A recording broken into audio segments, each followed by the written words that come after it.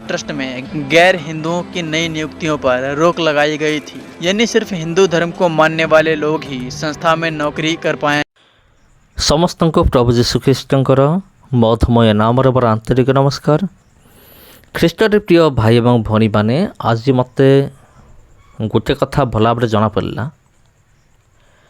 ଆଉ ଏମିତି ଘଟଣା ମୋ ପୂର୍ବରୁ ମୁଁ ଦେଖିନଥିଲି। ମୋ ଲାଇଫ୍ରେ ଯାଉଛି ଫାଷ୍ଟ ଯେ ମନ୍ଦିର ପାଇଁ କାମ କରିବା ଖ୍ରୀଷ୍ଟିଆନ ଲୋକମାନେ, ହିନ୍ଦୁ ମନ୍ଦିର ପାଇଁ କାମ କରୁଥିବା ଖ୍ରୀଷ୍ଟିଆନ ଲୋକମାନଙ୍କୁ ମୁଁ ପ୍ରଥମ ଥର ପାଇଁ ଦେଖୁଛି। ତେବେ ପ୍ରିୟ ବନ୍ଧୁଗଣ, ଖ୍ରୀଷ୍ଟର ପ୍ରିୟ ଭାଇ ଭଉଣୀମାନେ, ଏଇଟା ଠିକ୍ ହେବ କି ଭୁଲ ହେବ ବର୍ତ୍ତମାନ ମୁଁ କହିବି ନାହିଁ, ସମୟ କହିବ। ନିଜର ପରିବାରକୁ ପୋଷିବା ନିମନ୍ତେ, ଭରଣ ପୋଷଣ କରିବା ନିମନ୍ତେ ଯଦି ମନ୍ଦିର ପାଇଁ କିଏ କାମ କରୁଛି, ଆଉ ସେଇଟା ଅଲଗା ବିଷୟ ଅଟେ। କିନ୍ତୁ ପ୍ରଭୁ ଯୀଶୁଙ୍କୁ ଜାଣିଲା ପରେ, ପ୍ରଭୁ ଯୀଶୁଙ୍କୁ ଜାଣିକି ଯଦି ଆମମାନଙ୍କର ଭକ୍ତି, ଆମମାନଙ୍କର ପ୍ରେମ ଯଦି ପ୍ରତିମା ପ୍ରତି ଆଉ ଯଦି ଅନ୍ୟ କୌଣସି ବିଷୟ ପ୍ରତି ରହୁଛି, ପ୍ରତିମା ପ୍ରତି, ଶୈତାନ ପ୍ରତି, ତେବେ ସେଇଟା ହେଉଛି କେବଳ ମନ୍ଦ ନୁହେଁ, ଆଉ ତାହା ହେଉଛି ଏକ ବହୁତ ବଡ଼ ମାରାତ୍ମକ ବିଷୟ ଅଟେ। टीटीडी प्रशासन ने जिन 4 लोगों को सस्पेंड किया है, उन पर हिंदू धार्मिक संस्थान में कार्यरत होने के बावजूद ईसाई धर्म का पालन करने का आरोप लगा है। इसे ट्रस्ट की संस्थागत आचार संहिता का उल्लंघन माना गया है। जिन 4 लोगों को सस्पेंड किया गया है, उनके नाम हैं B Eliezer, S Rosy, M Premavathi, doctor G Anshuta. TTD प्रशासन ने अपनी इस रिपोर्ट को लेकर बताया कि यह कार्रवाई सतर्कता रिपोर्ट और आंतरिक जांच के बाद की गई है। टीटीडी ने इसके साथ ही कहा कि एक हिंदू धार्मिक संस्था में काम करने वाले कर्मचारियों से अपेक्षा की जाती है कि वे संस्था की परंपराओं और मूल्यों के अनुरूप आचरण करें। यह फैसला उसी अनुशासन और साख को बनाए रखने के लिए लिया गया है। बता दें कि तिरुमला तिरुपति देवस्थानम के नियमों में 2007 में एक बदलाव हुआ था। इसके तहत ट्रस्ट में गैर हिंदुओं की नई नियुक्तियों पर रोक लगाई गई थी। यानी सिर्फ हिंदू धर्म को मानने वाले लोग ही संस्था में नौकरी कर पाएंगे। हालांकि इससे पहले जो गैर हिंदू कर्मचारी ट्रस्ट में काम कर रहे थे, वो अब भी काम कर रहे हैं, जोटा कि ख्रीष्टियान मान को खाई जीव तांकर आत्मिक जीवन को।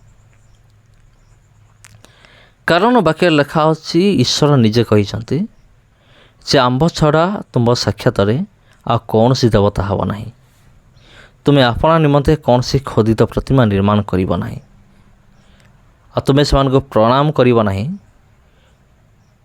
ए समस्त विषय लेखा अच्छी पवित्र धर्मशास्त्र बाइबल रे। तबे वर्तमान अनेक हेत से कमेंट करि पारंती जे एटा संपूर्ण भूल है, माने मंदिर भितर काम करिबाटा एक ख्रीष्टियान लोक पई एक निंदनीय विषय अटे। तबे प्रिय बंधुगण, ए कथारे मो मध्य अनेक अंशरे मो मध्य सहमत अटे। जने ख्रीष्टीय विश्वास पक्षरे माने एटा ठीक नुहे मंदिर भितर कार्य करिबा, आ एटा बिल्कुल भी उचित नुहे। एटा मु भी कहूँ आपण मानक।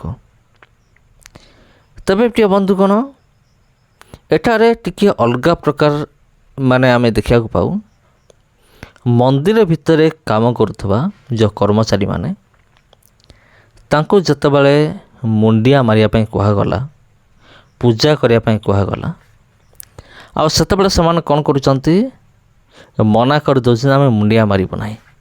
एई क्षेत्र आपण कोन कहिबे? एई क्षेत्र रे गुटे विषय मत जना पड़ुछि, मु आपनक विषय मु कहि परिबि नाही, जे माने परिस्थिति रे पड़िकी मंदिर रे काम करुथिले। होई पारे मंदिर रे काम करुथाई पारंती, परिस्थिति निजर परिवार को पोषिया पई, हुए तो समान को एते शीघ्र चाकरी मिली नथिबो, जॉब मिली नथिबो, समान को परिवार रे माने अर्थर आवश्यकता थिबो, सेति निमते समान हुए तो काम करुथाई पारंती। किंतु गोटे खुशी विषय होची सेमाने मूर्ति आगे दंडवत होना कि मुंडिया मानि ना, माने ଅଧିକାରୀଙ୍କର କହିବା ସତ୍ୟ ମଧ୍ୟ, ଯେଉଁଟାକି ଏକ ଉତ୍ତମ ବିଷୟ ଅଟେ। କାରଣ ଯେପରି ମୁଁ ଆପଣଙ୍କୁ କହିଲି ଯେ ବାକ୍ୟରେ କ'ଣ ଲେଖା ଅଛି, ତୁମେ ସେମାନଙ୍କୁ ପ୍ରଣାମ କରିବ ନାହିଁ, କୌଣସି ମୂର୍ତ୍ତି, କୌଣସି ପ୍ରତିମା। କାହିଁକି? କାରଣ ଈଶ୍ୱର କହନ୍ତି, ସଦାପ୍ରଭୁ କହନ୍ତି ଯେ ଆମ୍ଭେ ସ୍ୱଗୌରବ ରକ୍ଷଣର ଉଦ୍ଯୋଗୀ ପରମେଶ୍ୱର ଅଟୁ। ମାନେ ଆମେ ନିଜର ଗୌରବକୁ ଆମେ ରକ୍ଷା କରିବା ଆମେ ଜାଣିଛୁ। ସେଥିପାଇଁ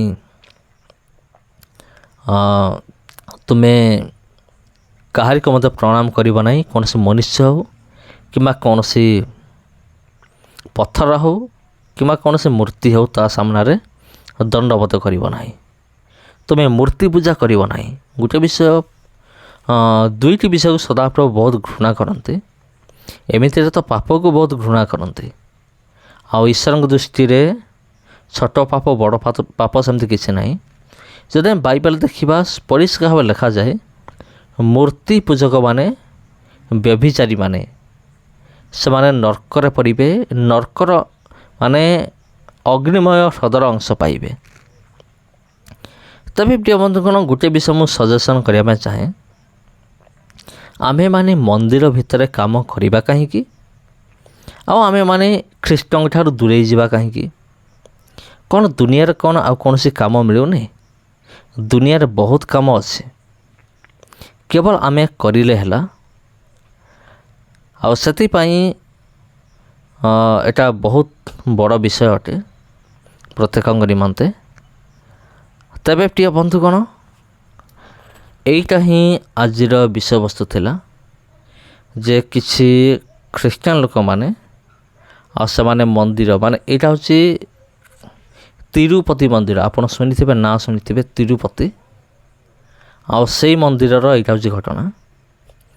ଆଉ 6 ଜଣଙ୍କୁ ବାହାର କରିଦିଆଗଲା, ମାନେ ମଣ୍ଡଳୀର ଯିଏ ହେଡ଼୍ ଯିଏ, ଆଉ ସେ ବାହାର କରିଦେଲେ 6 ଜଣ ଖ୍ରୀଷ୍ଟିଆନକୁ, ଯେଉଁମାନେ ମନ୍ଦିର ପାଇଁ କାମ କରୁଥିଲେ ଆଉ ମନ୍ଦିର ନିମନ୍ତେ ସେମାନେ କାମ କରୁଥିଲେ। ତେବେ ଏଇ କଥାକୁ ଆପଣ କେଉଁ ଭଳି ଭାବରେ ଗ୍ରହଣ କରିବେ ତା ତ ମୋତେ ଜଣା ନାହିଁ। କିନ୍ତୁ ଗୋଟେ ବିଷୟ ମୁଁ ଜାଣେ, ସତ୍ୟ କେବେ ହାରେ ନାହିଁ। ସବୁବେଳେ ସତ୍ୟର ହିଁ ଜିତ୍ ହୁଏ, ଆଉ ସତ୍ୟର ହିଁ ବିଜୟ ହୁଏ ସଦାବେଳେ। ଆଉ ସତ୍ୟ କେବେ ହାରେ ନାହିଁ। ଆଉ ସେଥିପାଇଁ ଯଦି ଆପଣ ସତ୍ୟର ସପକ୍ଷରେ ଅଛନ୍ତି, ତେବେ ଆପଣ ମଧ୍ୟ କେବେ ହାରିବେ ନାହିଁ। ଆପଣ ଭାବନ୍ତୁ ନାହିଁ ଯେ ଆପଣ ହେଉଛନ୍ତି ଦୁର୍ବଳ ଆଉ ଆପଣଙ୍କ ସହିତ କେହି ନାହାନ୍ତି। ଯାହା ସହିତ କେହି ନଥାନ୍ତି, ତା ସହିତ ପରମେଶ୍ୱର ଥାନ୍ତି। ଆଉ ସେଥି ନିମନ୍ତେ ପ୍ରିୟ ବନ୍ଧୁଗଣ, ଖ୍ରୀଷ୍ଟର ପ୍ରିୟ ଭାଇ ଏବଂ ଭଉଣୀମାନେ, ଆଉ ଗୋଟେ ବିଷୟ ମୁଁ ଆପଣଙ୍କୁ କହି ରଖୁଅଛି ଯେ ଆମେମାନେ କୌଣସି ବି ମୂର୍ତ୍ତିକୁ ଦଣ୍ଡବତ କରିବା ନାହିଁ। ଏଇଟା ପରମେଶ୍ୱରଙ୍କର ଦୃଷ୍ଟିରେ ଘୃଣା ଯୋଗ୍ୟର ବିଷୟ ଅଟେ, ଘୃଣିତ। ପରମେଶ୍ୱର କହିଲେ ଧୂପ ଦାହ ଆମର ଘୃଣିତ, ପ୍ରତିମା ପୂଜା ଆମର ଘୃଣିତ। ତେଣୁ ପ୍ରତିମା ପୂଜା, ଧୂପ ଦାହ ଏ ସମସ୍ତ ବିଷୟକୁ ପରମେଶ୍ୱର ଘୃଣା କରନ୍ତି। ତେବେ ପ୍ରିୟ ବନ୍ଧୁଗଣ, ଏ ଭିଡ଼ିଓ କିପରି ଲାଗିଲା କମେଣ୍ଟ କରନ୍ତୁ। ଆଉ ଯଦି ଏ ଭିଡ଼ିଓ ଆପଣଙ୍କୁ ଭଲ ଲାଗିଥାଏ, ଭିଡ଼ିଓକୁ ନିଶ୍ଚିନ୍ତ ଭାବରେ ସେୟାର କରନ୍ତୁ। ଯଦି ଆପଣ ଚାହୁଁଛନ୍ତି ଆଗାମୀ ଦିନମାନଙ୍କରେ ଏଇଭଳି ଆହୁରି ଭିଡ଼ିଓ ଦେଖିବା ନିମନ୍ତେ, ତେବେ ଏହି ଚ୍ୟାନେଲକୁ ଏବେଠାରୁ ସବସ୍କ୍ରାଇବ୍ କରି ରଖନ୍ତୁ। ନମସ୍କାର। ପୁଣି ଥରେ ଭେଟ ହେବ ଆପଣଙ୍କ ସହିତ ଆଉ ଗୋଟେ ଭିଡ଼ିଓ, ଆଉ ଗୋଟେ ଅଧ୍ୟାୟରେ। ନମସ୍କାର।